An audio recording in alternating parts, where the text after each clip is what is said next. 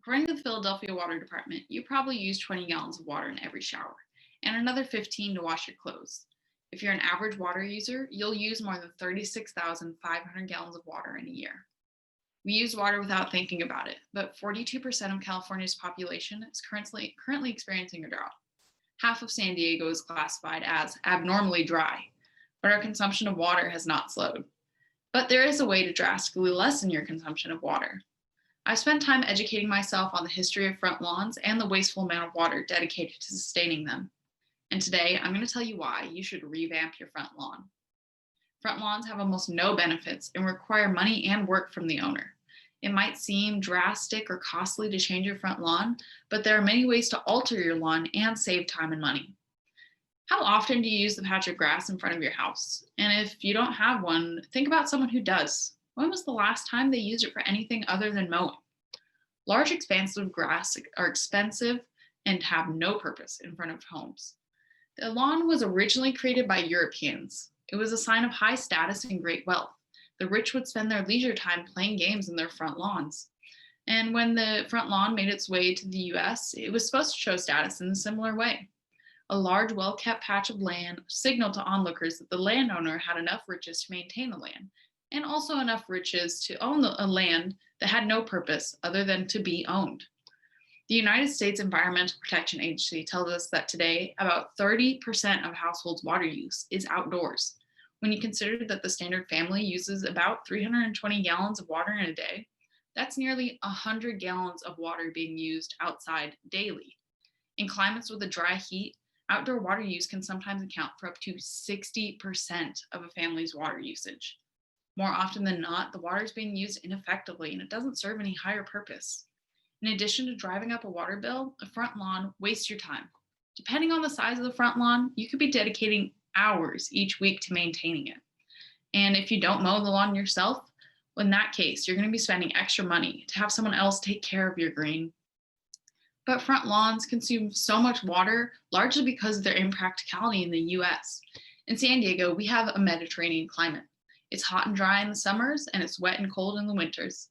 Our climate, along with most of the climates found in the US, doesn't support the growth of front lawns. The climate of Europe is far better suited for natural front lawns because it's damp all year round. But since front lawns can almost never grow naturally in the US, we rely on chemical fertilizers, pesticides, and other methods of supporting growth. In fact, Michael Pollan notes in his 1989 essay, Why Mow? The Case Against Lawns, that we are poisoning ourselves with lawns, which receive on average more pesticides and herbicides per acre than any crop grown in this country. Front lawns are dangerous and provide no purpose other than to look nice and flaunt the money that you're wasting on it. You're probably thinking, how did we end up with front lawns in the first place? The reason that the US started using front lawns has been twisted into the reason we still have them. We don't want to let go of our front lawns. Some people worry about the cost of landscaping, but in most communities, it goes much deeper than that. If letting go of grass is too much to handle, artificial grass seems to be a great money-saving alternative. To cover 1,000 square feet of land with artificial grass only costs about $3,500. And when you consider that the average American lawn is 11,000 square feet. And if you're an average American looking to spend $38,500 on your front lawn, then artificial grass might be for you. But it's numbers like these that have most people hesitating to change their front lawn. Cost is usually the first thought which comes to mind when landscaping. But in the US, when they first started building communities filled with front lawns, the cost wasn't a concern. The original purpose of a front lawn was, oddly enough, to separate ourselves from Europe. In Europe, a front lawn was for the wealthy. It was often closed off with either walls or shrubbery to create privacy for the rich. In the US, front lawns were created to connect plots of land to one another. The endless stream of front lawns was supposed to show neighbors that they were in one community, sharing one giant piece of land. The lack of walls was supposed to be inviting, and the connectivity was intended to signal togetherness within a community. What was once intended for community and democracy has turned into neighbors judging each other and putting up high standards for the others. What house in your neighborhood has the worst front lawn? If you hold the unconscious standard of most Americans, you can probably pick out the worst front lawn in the neighborhood.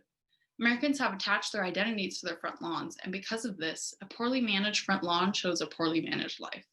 If you were to let your front lawn grow a bit, And if it were to grow in San Diego, it would grow unevenly and the grass would probably die. And as these things change, you would probably start to hear whispers and complaints from your neighbors. It's easy for a community to unconsciously associate the front lawn with a person. And if your identity and sense of community is found in your lawn, it can be a difficult task to change it. For a country made up of distinct individuals, most of us are not too eager to get our hands dirty and change the norm. But even if you're not ready to completely flip your front lawn, there are some small changes you can make to save money and make use of the space in front of your house. It doesn't take a lot of effort to bring change to your front lawn, and any small change can lead to a greater future. If you don't mind putting in some work and maybe you're looking for a fun new hobby, try out gardening. Gardening is found to be therapeutic and it supports your mental health.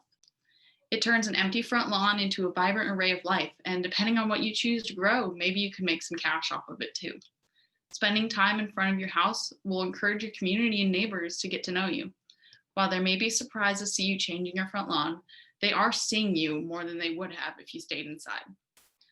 But if gardening seems like too much of a task to take up, you're not looking for more responsibility or chores to take care of, a natural landscape is what you need. By replacing patches of grass in front of your home with vegetation native to the region you live in, you'll save lots of time and money. In San Diego, the native vegetation requires so much less water than a front lawn. You'll be able to plant these plants and leave them for years. And maybe if they get a little out of control, you can trim them back. But trimming your plants every few years instead of mowing the lawn every weekend is so much less work. Incorporating native plants in your landscape will also invite native wildlife to return to the land. You'll not have to worry about raccoons and skunks and rodents, but you'll be inviting insects and critters to come back, such as bees, butterflies, and sunbathing lizards. Big changes don't have to be made to see real results. You can start by stopping by Home Depot, grabbing a shovel, and pulling up some grass. But if you're like me, living with no front lawn, you can start by letting others know about the reality of their front lawn. Help others save money, conserve water, and find their identity in something other than their front lawn. We can all live as individuals, but I think we should come together as one to put a stop to our front lawns. Today, I told you why you should ditch your front lawn for more time, money, and a water-saving alternative. There's almost no benefit for America to be covered in lawns we don't use, and the cost of a front lawn outweighs the minute benefits. Change is intimidating and it seems to come at a cost, but the future can be better by changing your front lawn. I assume that none of us own homes yet, but if you do buy a home, think of me. If you have respect for your wallet, for your time, or for the environment, don't keep your front lawn. And in case you're wondering, I think backyards are great.